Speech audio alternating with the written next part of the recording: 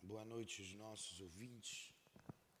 Que Jesus abençoe a nossa noite de estudos.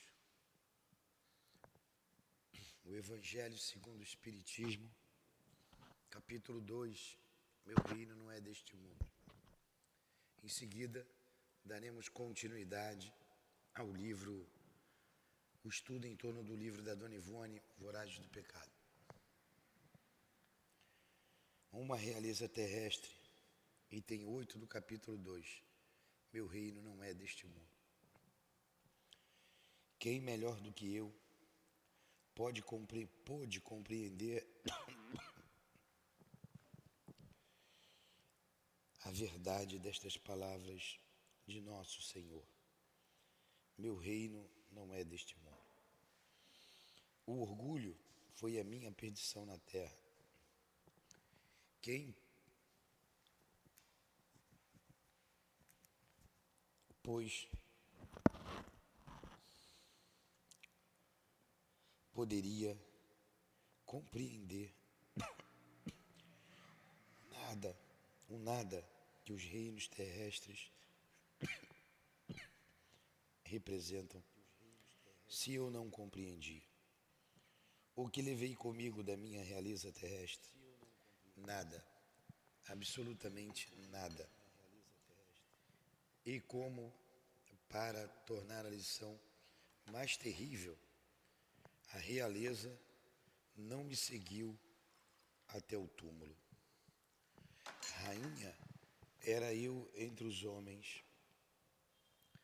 Rainha, eu acreditava entrar no reino dos céus.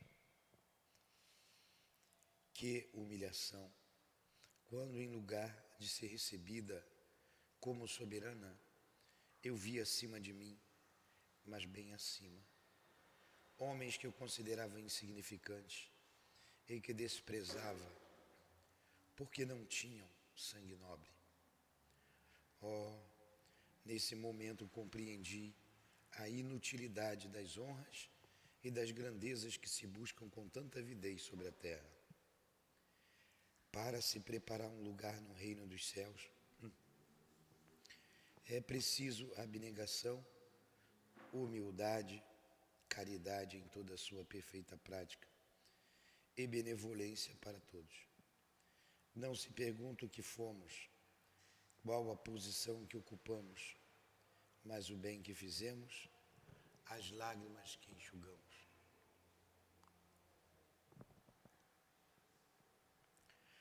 Ó Jesus, dissestes que teu reino não é desse mundo, pois é preciso sofrer para chegar ao trono.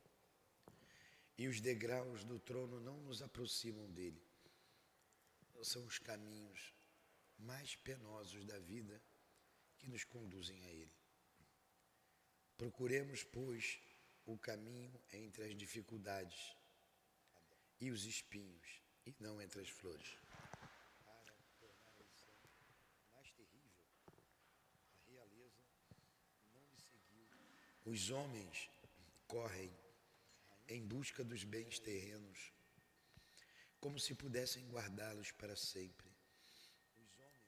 Mas aqui não há mais ilusões, e eles logo se apercebem de que se apoderaram apenas de uma sombra e negligenciaram os únicos bens sólidos e duráveis, os únicos que lhes seriam proveitosos na morada celeste, os únicos que poderiam dar entrada a essa morada. Tem piedade daqueles que não ganharam o reino dos céus e ajudem-nos com suas preces, porque a prece aproxima o homem do Altíssimo. É o traço de união entre o céu e a terra. Não esqueçam, uma rainha de França. Porque a prece aproxima o homem do Altíssimo. Mestre Jesus, nos reunimos em teu nome e em nome de Deus para mais uma noite de estudos em nossa casa de amor. Aproxima de nós os nossos guias e benfeitores, os benfeitores, dirigentes desta casa de amor. Rogamos a inspiração da Dona Ivone, do Charles, os responsáveis pela obra a ser estudada.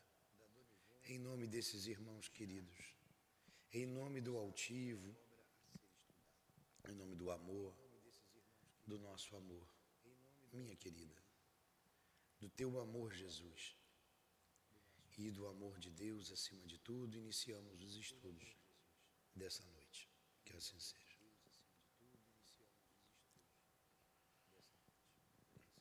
Então vamos lá.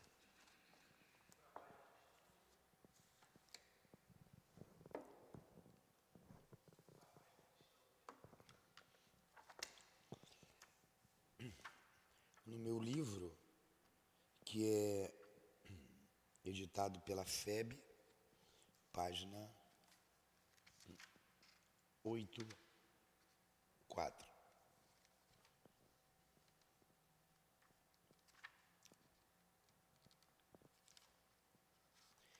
Intitulado, na verdade, eu enumerei, o capitão da fé foi o 3, esse é o número 5, o capítulo 5.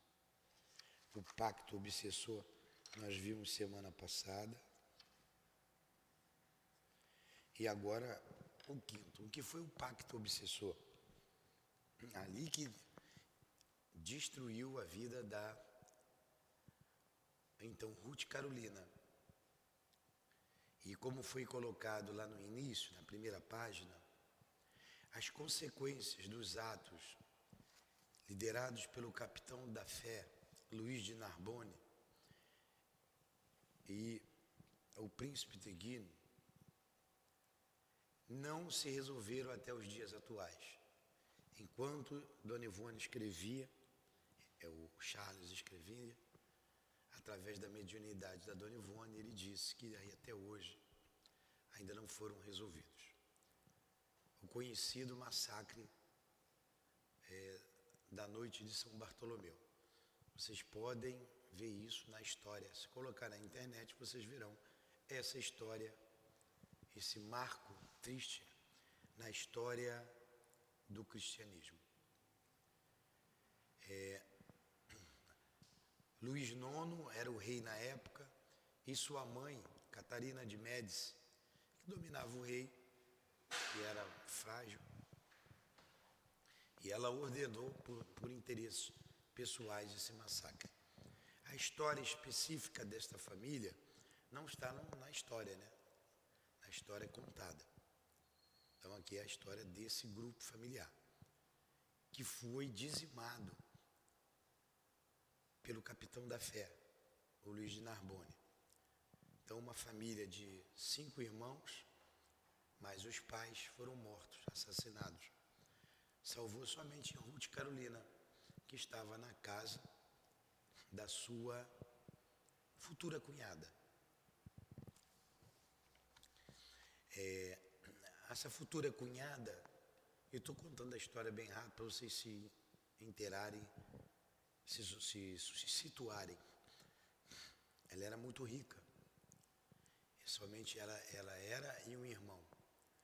Como ela ia casar com o irmão de Ruth Carolina, e ele era protestante, o irmão, né, ele namorava, o irmão a internou num colégio de freira, numa igreja daquela, né? Não é colégio de freira, num convento.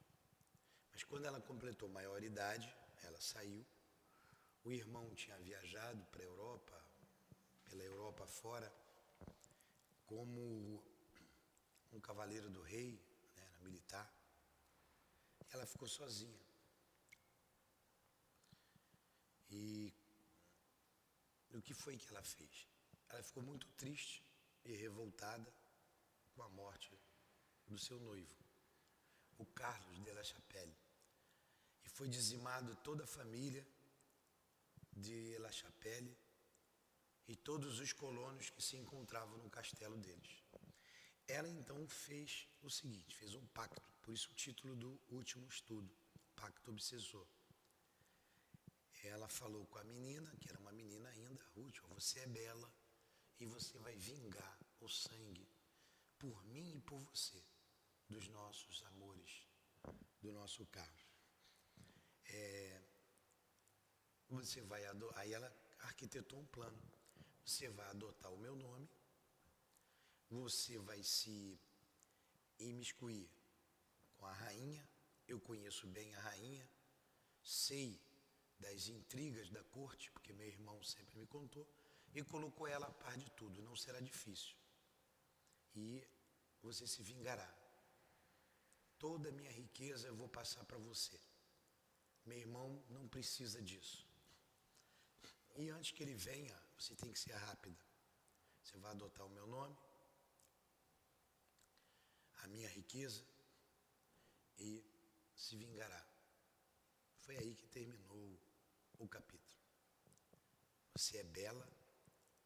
O Luiz de Narbonne é um fanático religioso, é frágil, não será difícil para você, com tanta beleza, conquistar o coração dele.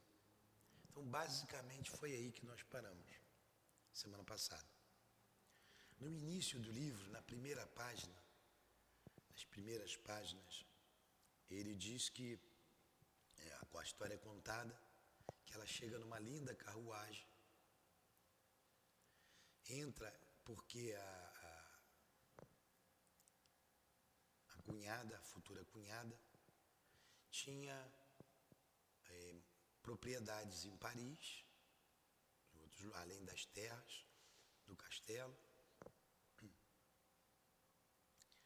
e que ela fosse habitar uma daquelas propriedades. E no início, ela chega com a sua carruagem, com o pajem, e o Luiz de Narbonne vinha com a cavalaria. E ela tirou para ele uma rosa, ou deixou cair uma rosa. E os seus olhares se cruzaram. E ele foi tocado. Ele nunca tinha tido mulher alguma. Ele também era jovem, mas uma fé que chegava ao fanatismo, e ele queria se tornar padre no futuro. Conhecia muito bem a teologia, porque ele foi adotado por um bispo, estudou na igreja, também num convento, com o seu pai adotivo, a vida inteira. Então estava esperando um momento propício para isso. Aí entramos então no capítulo de hoje.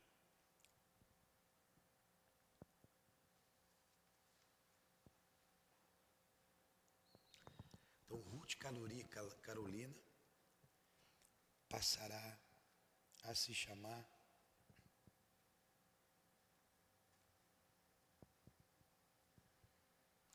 Otília de Louvigny. Otília de Louvigny será o nome dela. Seu primeiro amor é o título.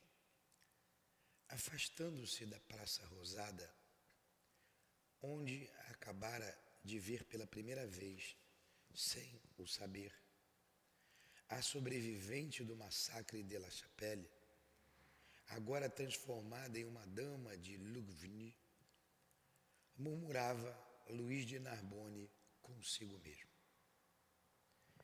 Quem será tão linda jovem? Meu Deus, dir-se-ia a mesma imagem que me vem aparecendo em sonhos ultimamente. Qual a arrebatadora visão celeste? Sim, é a mesma, cuja silhueta gentil já me alvoraça o coração. Encontra-se no Palácio Raymond. Será uma Louvigny?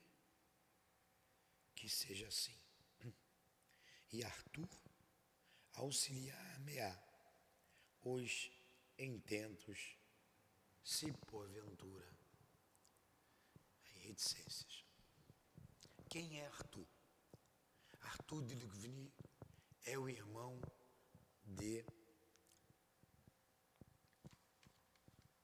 Otília de Duvigny. É o cavaleiro militar que saiu. E eles eram amigos. E o capitão da fé pediu a ele informações, porque chegou lá a denúncia de que havia huguenotes naquela região da França, lá quase na divisa com a Alemanha, ou na divisa da Alemanha, e ele foi se inteirar com o Arthur. E o Arthur disse que era uma família boa, uma família tradicional, que tinha um brasão, seus antepassados lutaram pela França, mas que de fato eles eram protestantes. E o capitão da fé sabia que ele tinha uma irmã. Por isso, quando chegou a carruagem com o brasão, ele já vinha na imaginação dele, até nos sonhos, né? Porque à noite a gente se encontra e a gente resolve muita coisa durante a madrugada, durante o sono físico. E quando ele viu Ruth Carolina, que não é mais Ruth Carolina, adotou o nome de Otília de Duvigny, ele ficou encantado. Então vamos lá. Estou virando um bom contador de história, né?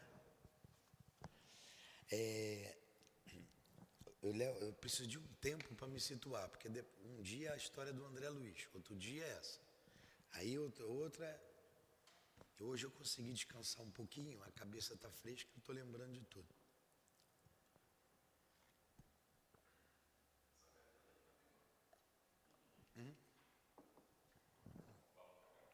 A garganta já melhorou um pouquinho, né? Estava pior.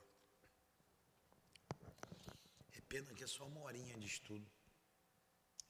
Chegou à casa onde residia, fatigado das peripécias impostas pelos deveres militares do momento. Esse é o Luiz de Narbonne. Taciturno e quedo, subiu as escadarias do seu palácio, ocultando algo entre os dedos fechados e deixando repercutir as passadas pesadas das suas botas nos degraus de pedra acima. Desculpem, nos degraus de pedra. Acima esperavam-no 2 criados de quarto, que em silêncio, tranquilos, desarmaram-no e despiram-no das suas cotas de malhas. O que eram cotas de malha? Espécie de blusa interior tecida em fios de aço ou ferro, servindo de defesa contra os ataques de espadas e punhais, sempre possíveis na época. Então tirou suas cotas de malhas, braceletes e joelheiras de aço, com que completava o seu armamento individual, depois de se ajoelharem sutilmente à sua frente para lhe receberem a bênção. Pois não ignoravam que, além de Senhor, de Narbonne era príncipe e teólogo, um sacerdote. Agora você vê, ele sendo um sacerdote, e provoca essa matança toda, né? E um sacerdote, por assim dizer, a quem só faltariam os derradeiros juramentos para se ordenar. Ele estava aguardando esse momento para se ordenar. Mas, tão moroso e magnífico cerimonial, fora realizado sob a mais perfeita discrição. Aliás, a existência comum do jovem capitão decorria diariamente sob a dura disciplina de inquebrantável rotina. Raramente lhe ouviam a voz, pois só de longe em longe falava, e ao fazê-lo seria como num murmúrio discreto e breve, hábito conventual que jamais perderia até os dias presentes. Ó, olha como fica gravado na nossa alma as experiências. Todas as experiências ficam, mas principalmente essas experiências marcantes. Então, por ele ter sido educado por um padre numa abadia, até hoje, os dias atuais, ele se conserva. Passaram-se aí 400 anos.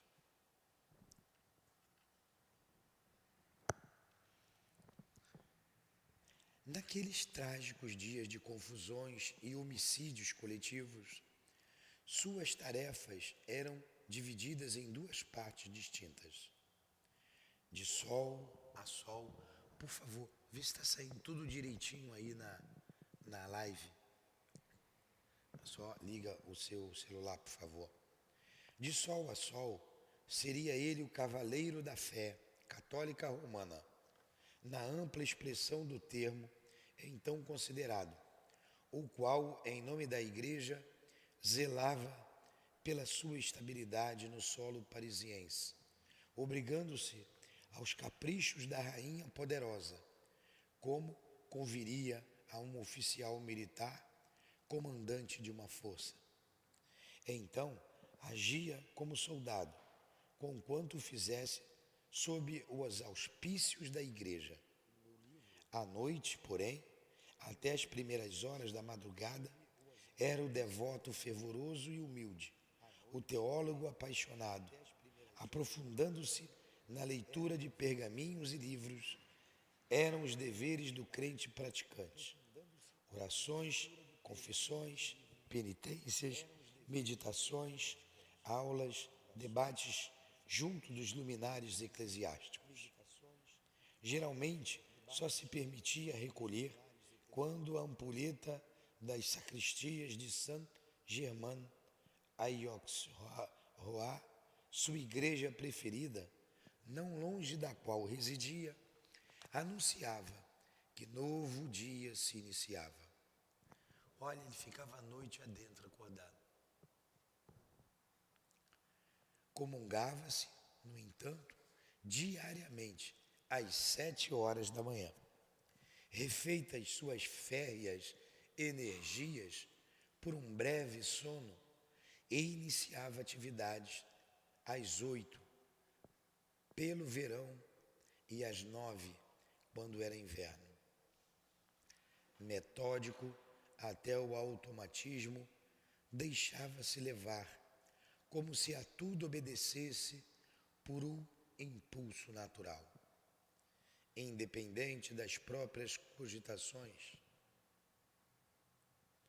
Sua residência, não obstante, era luxuosa e disposta com arte apurada, digna de um filho de rei, como dele diziam que era.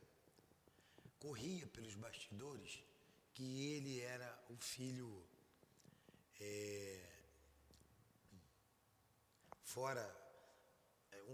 do próprio bispo que o educou. É o filho bastardo, né? Ou outros diziam, desculpem, diziam que ele era o filho do marido da Catarina de Médici, um filho bastardo, porque o marido de Catarina de Médici era um bom vivant, né? Era rei, mas tinha lá sua vida de homem. E quando ele nasceu, o bispo, por ser amigo da família, né, da Catarina, e principalmente eu não me recordo o nome do rei, o pai, o marido de Catarina de Médici, eu acho que era Filipe I. Então, isso chegou aos ouvidos da rainha. E a rainha não gostava dele. Todas as vezes que ele ia falar com ela, Ela evitava sempre encontrar com ele. Quando não tinha jeito, ela falava o mínimo necessário, mostrando o seu desprezo por ele. E ele sabia disso, ele sentia. Mas ele não sabia que era filho do marido dela. Ele não sabia. Mas aqui também no livro não afirmou isso. Era isso que corria. Né? Sabe como é que é fofoca, né? Sabe como é que é fofoca? E a corte, no mundo inteiro, mas a corte, isso aí era a fofoca, a intriga, era natural, era uma coisa comum. Por isso as traições, as mortes por envenenamento, enfim. E a gente vai ver aqui uma grande traição nessa história. Mas, solitária e impressionante pela vastidão, era também sombria, dado a residência do Luís, né? Dado que Luís, servido apenas por homens e desinteressado das mulheres, jamais franqueava seus salões a festas ou reuniões recreativas, senão somente a assembleias solenes do clero. E por que ele não se envolvia com mulheres? Não era porque ele não gostava não, porque ele ia ser padre. Estava esperando um momento. Ele era um homem leal. Vocês vejam, Paulo de Tarso também não era assim? Mas quando Paulo tomou o caminho certo, né? A partir do encontro com Cristo na estrada de Damasco, fala.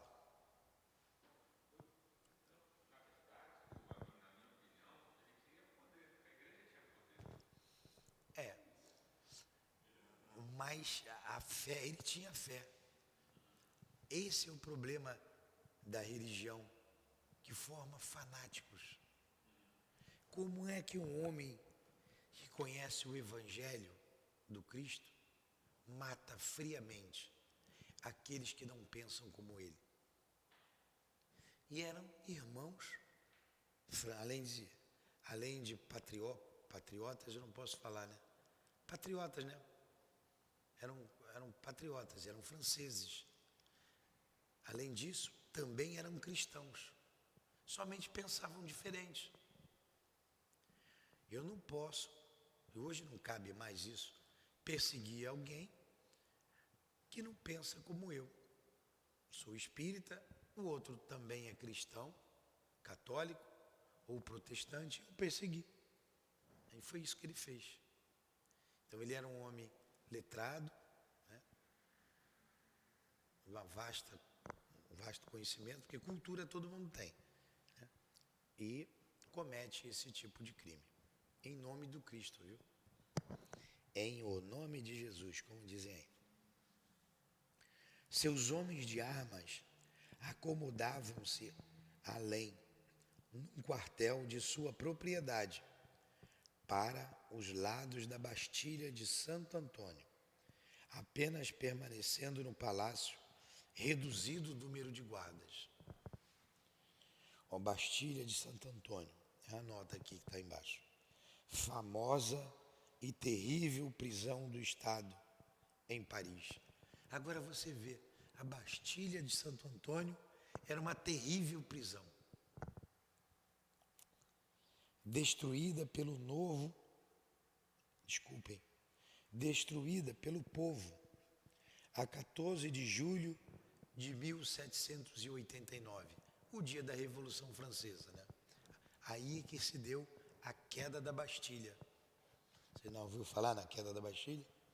Foi no dia 14 de julho de 1789, no início da chamada Revolução Francesa. Ela durou até 1889, a Revolução. Aí depois vai surgir ali Napoleão Bonaparte. Vai se destacar como general, na guerra é promovido rapidamente. também inteligentíssimo, habilidoso, lendo a vida de Napoleão, isso é fato histórico, ele admirava muito Alexandre o Grande. Como que um jovem com 32 anos de idade conquistou toda aquela parte ali da Europa, Grécia, hã? Ele queria, falou assim, eu também posso isso. E ele foi um grande guerreiro. Também enviado. Tem uma carta que eu já li para vocês, do Fernando de Lacerda, trazendo uma comunicação de Napoleão. E lá para as tantas, ele para de escrever e o Fernando pergunta assim, ainda estás aí? É enviado de Deus. Aí ele responde, é enviado? Não, escolhido. Aí o médium pergunta, mas não seria a mesma coisa? Ele não. Aí ele vai dizer o que é enviado, os grandes homens chegando no Cristo, enviado Cristo. Outros escolhidos, como Alexandre, César, Napoleão. Esses vieram para trazer a paz com fogo, com a espada. O outro veio trazer a paz pelo amor. Aí ele vai falando ali a diferença de enviado e escolhido. É sublime aquela mensagem. Que também se perdeu, Napoleão se perdeu pela sua ambição. Dizem, não posso afirmar, dizem, que Alexandre, César, o primeiro César, e Napoleão foram, o mesmo espírito. Era um bichinho, gostava de guerra, né? O mesmo espírito. Ele, nessa comunicação dele, ele diz que Deus o impediu, foi Deus quem tirou ele da vida da França, porque senão ele ia conquistar o mundo inteiro. E foi traído. Ele foi traído. Você vê que Júlio César foi traído. E ele também foi traído. Mas é do nosso irmão aqui que a gente está falando, né? Nosso querido irmão Luiz de Narbonne. Então vamos lá. Bastilha, formosa e terrível prisão do estado de Paris, destruída pelo povo a 14 de julho de 1789, no início da chamada Revolução Francesa, e dominada Bastilha de Santo Antônio, por se achar localizada nas proximidades da porta do mesmo nome, ou barreira que dava ingresso à cidade. Doutrina espírita ensina muitas coisas para a gente, de fatos históricos. Né? Abre a nossa mente. Foi por causa da doutrina espírita que eu por mim mesmo, comecei a estudar a Revolução Francesa, aquela brigalhada toda que parece muito o que acontece agora no nosso país.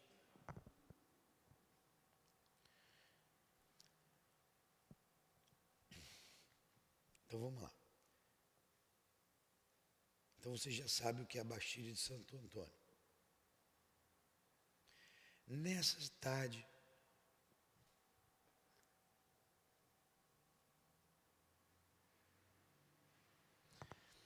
eu lembrei aqui, é a guerra entre os jacobinos e Jurandir. Né? E que aconteceu lá na Revolução Francesa. Nessa tarde de 20 de outubro, vocês desculpem falhar minha voz, seus criados o notaram porventura ainda mais preocupado. Nem mesmo durante o banho abandonara o objeto que ocultava na mão fechada. Foi o objeto que ela tirou. Por isso que eu falei, era uma rosa, mas não era rosa não. Daqui a pouco a gente vai saber o que é. Ela falou lá no início.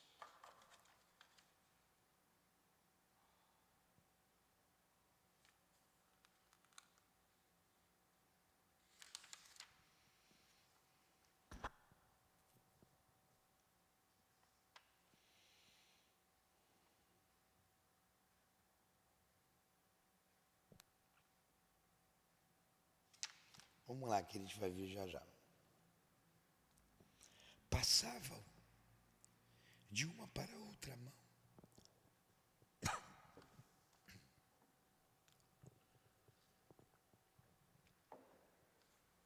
Passava-o de uma para outra mão ao ser lavado e esfregado pelos criados na grande bacia de cobre em feitio de tina, que então fazia às vezes de excelente banheira, luxo principesco no século XVI, que nem todas as casas abastadas logravam possuir. E a mesa da ceia, a qual se sentava comumente só, depois o mesmo objeto, sobre o linho do atoalhado, cobriu-o com seu barrete, a fim de que não fosse surpreendido pelos serviçais. Esse objeto era o botão de rosa rubra. Era o botão de rosa. O que é um botão de rosa rubra? Um botão de rosa vermelho. Você não tem um rubro negro? O que é o rubro? Vermelho e preto. Daquele time que eu não gosto nem de falar o nome.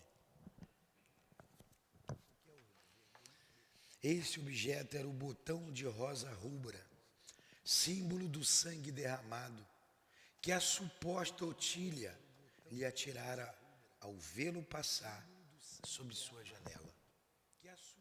Olha, mulher é um bicho danado mesmo, né? Jogou para tocar o coração do homem e pegou, deu uma fisgada. Fisgou. Jogou a isca e ele fisgou. Comia muito o jovem capitão da fé, mas bebia pouco, servindo-se geralmente apenas de água pura. E vestia-se fora das obrigações militares, como de uso entre os alunos de teologia das classes mais nobres da sociedade, espécie de uniforme muito honroso que implicaria o militar e o religioso.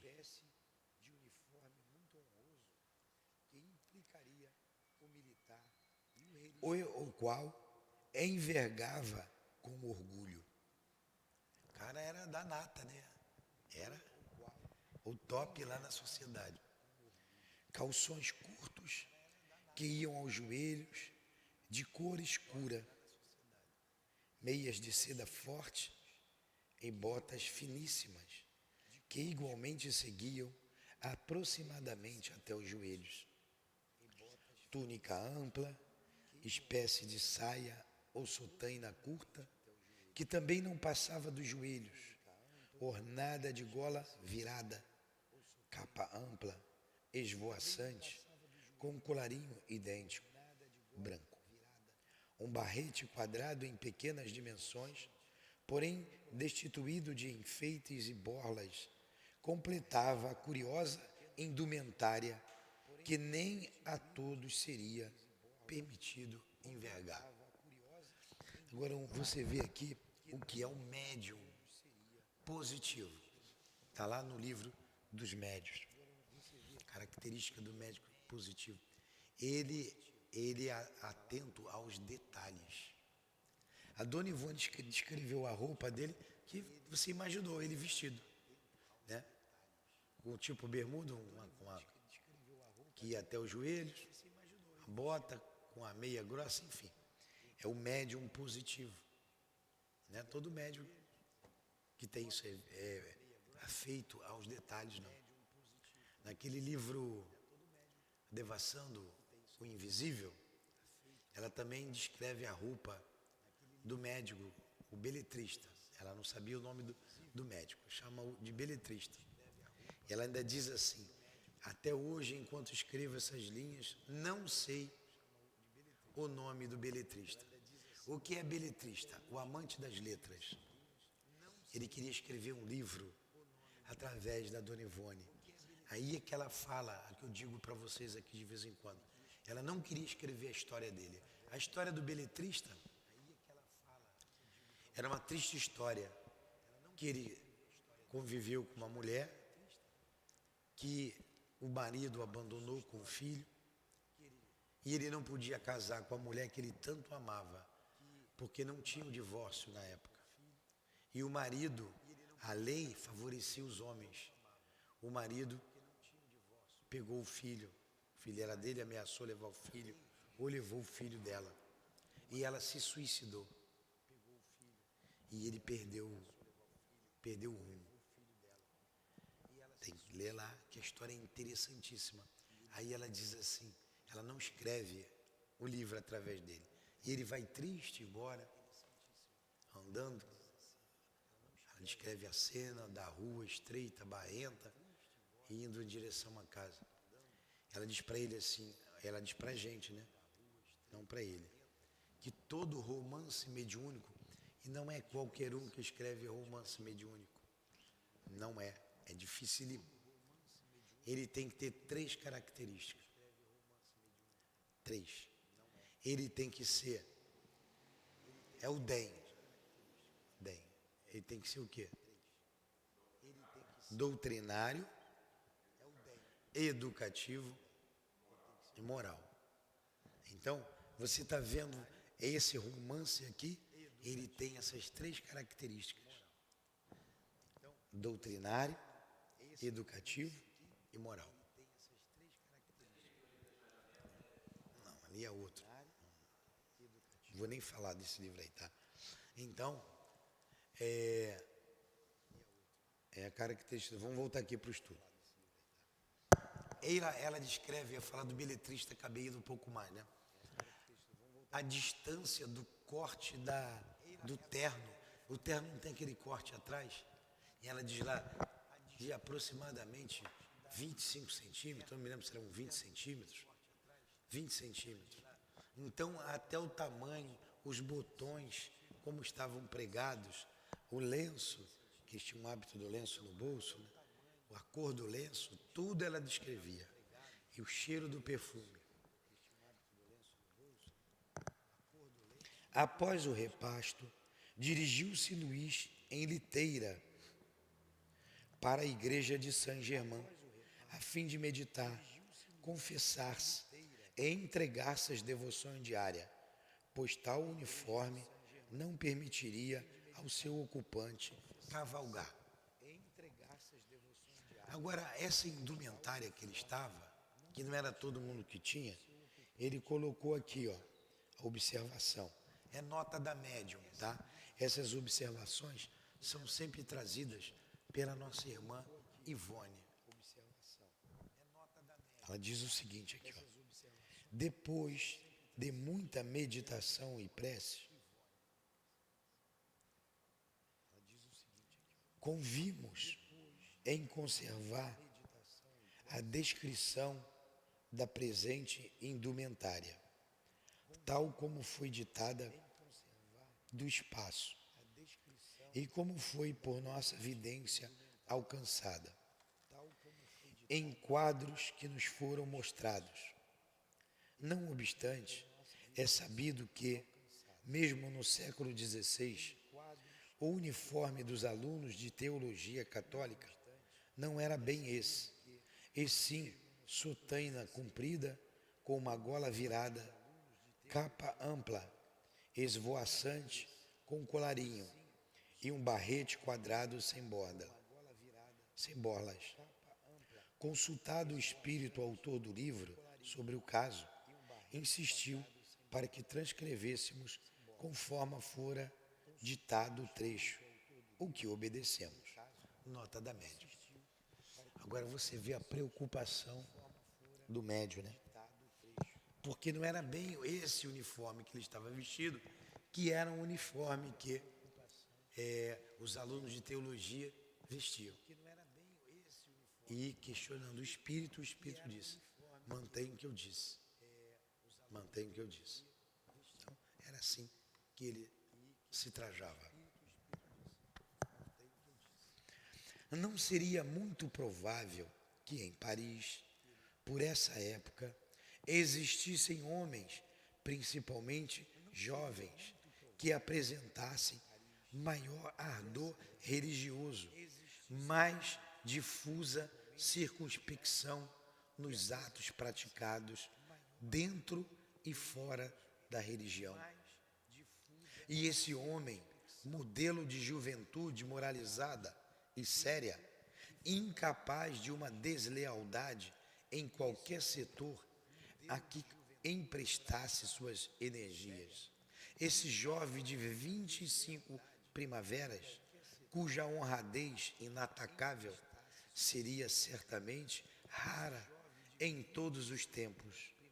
Esse caráter elevado e reto, até a admiração e o louvor, não seria também tão só um crente fanático, selvagem em matéria religiosa, tornando-se feroz diante de adversários da igreja, que supunha absolutamente a única divina, mas ainda um dúlcido coração, afetuoso e veemente para com aqueles a quem amasse, pronto a todos os sacrifícios pelo objeto da sua estima. Se não fosse esse fanatismo, seria um homem quase que perfeito, né? Um homem de bem.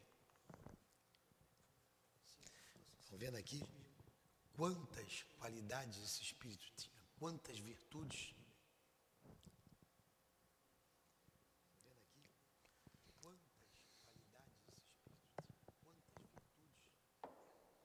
Apesar da minha voz, tá boa, né?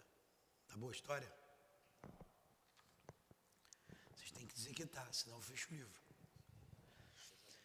Quando soaram as 10 horas nos sinos de Saint-Germain, o capitão da fé, que se mantinha ajoelhado em seu genuflexório da capela mor, não longe do altar, como príncipe que era, e que naquela noite parecia inquieto durante as orações, retirou do bolso da túnica um retalho de papel em branco, traçou algumas linhas com a pena de pato retirada do estojo de estudos que à noite nunca o abandonava, e voltando-se ainda, ajoelhado, a ver o seu escudeiro, que rondaria pelas proximidades, disse-lhe no murmúrio: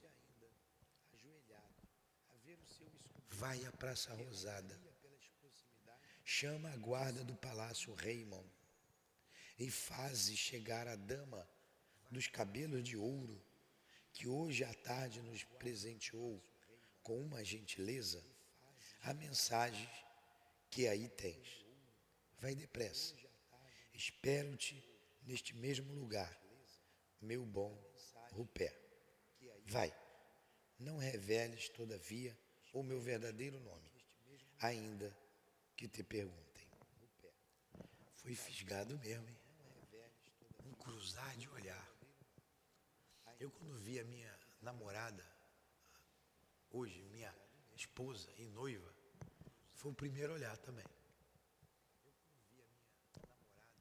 Eu me apaixonei. Ela levou um tempinho. Vamos lá. E em... Hã? Homem é bobo, né? E enquanto Rupert se retirava, ele fixava o altar com as mãos unidas em súplica e murmurava, comovido, nas profundidades do coração. Olha a prece que ele faz. Aí a gente vai parar depois da prece. Meu Deus, praza a ti que a felicidade do amor ilumine os dias de minha vida, Tão sombrios foram eles sempre, sem jamais me concederem a oportunidade, desde a infância, de sentir um coração devotado pulsando junto do meu. Meu coração anseia, Senhor, por amar e ser amado. Meu coração anseia, Senhor, por amar e ser amado, não obstante o receio que me oprime de ser atraiçoado pela mulher. Olha, já estava nele. E apesar da máscara de rígida indiferença que me vejo obrigado a afivelar o rosto, todavia tenho medo, muito medo do amor, e creio que muito mais me conviria dedicar-me inteiramente a ti. Tem, pois, piedade de mim, teu humilde e pobre servo, neste instante em que o meu futuro está em jogo, dependendo da resposta de uma carta. Caramba, hein? Um trocar de olhares, um botão de rosa tirado, ele já está todo entregue. É o futuro dele. Mas esses homens são assim. Eles são apaixonados. E eles se entregam àquilo que eles assumem com todo o ardor. Com todo o ardor. Tanto para uma guerra, quanto para o amor, ou qualquer outro tipo de trabalho. Assim também era Paulo de Tarso. Quando Paulo, aquele devotado fariseu, e todos o tinham como o futuro chefe dos rabinos, como era Caifás e Anás, chefe dos sacerdotes, ele perseguiu e matou os cristãos. Como matou Estevão, ele foi responsável pela morte de Estevão. Mas quando ele conhece o Evangelho do Cristo, ele diz lá no final do apostolado: não sou eu mais quem vivo, mas o Cristo que vive em mim. Tal o ardor da sua fé, a sua sinceridade. E são os opostos, né? Quando vira, vocês imaginem, eu vou ter que parar aqui, né? Pena que eu vou parar. Quem chegou depois, pega na live, porque eu fiz um resumo do estudo do livro. É muito interessante. Quando você analisa o Hitler, ele é inteligentíssimo, inteligentíssimo. Ele com seu magnetismo, ele trouxe para ele a Alemanha. Conquistou ainda Mussolini, Hirohito, né, no Japão, Mussolini na Itália. Então ele tinha todo mundo, magnetismo, força, inteligência. O dia que ele colocar tudo isso na direção do amor, na direção do Cristo, ninguém segura ele. Ele vai passar por nós assim, ó, dando tchauzinho. Tal a força que esse espírito tem, que esses espíritos têm, né? Eles botam numa proa e quando eles percebem que aquela proa não é a correta, estou certo? Estou falando a proa? Você que trabalha com navio? E quando eles mudam, eles vão em frente com a mesma velocidade, com a mesma força. E ninguém segura. Ninguém segura. Então, gente, vou parar aqui, por causa da hora, e vamos chegar, semana que vem, não percam, nesse mesmo horário, nesse mesmo dia, a continuidade dessa história. Vamos saber o que Ruth de la Capelle agora Otília vai responder para ele. Semana que vem, nesse bate-horário, nesse bate-canal.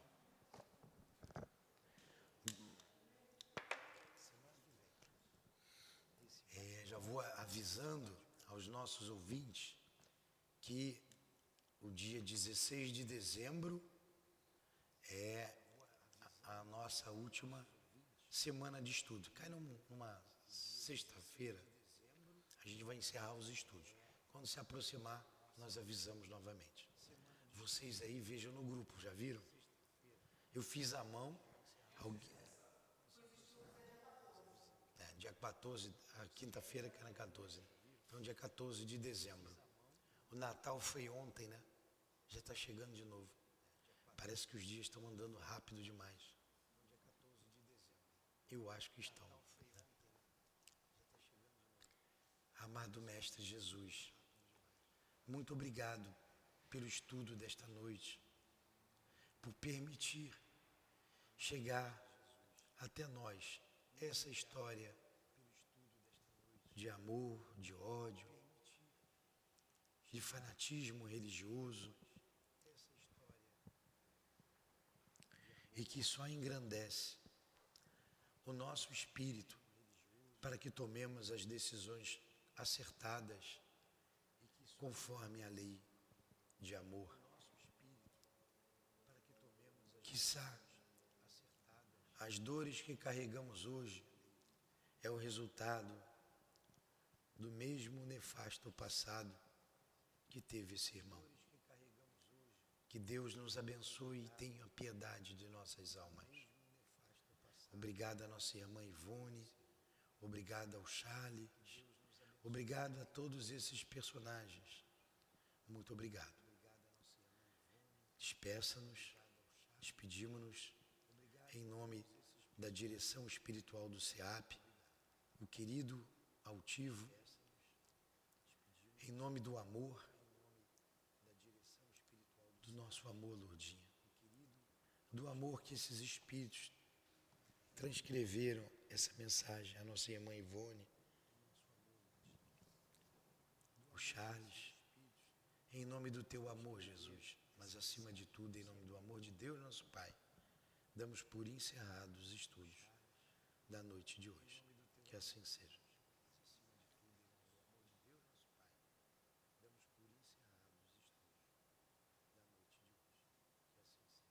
SEAP, Centro Espírita Altivo Panfiro. Uma casa de amor.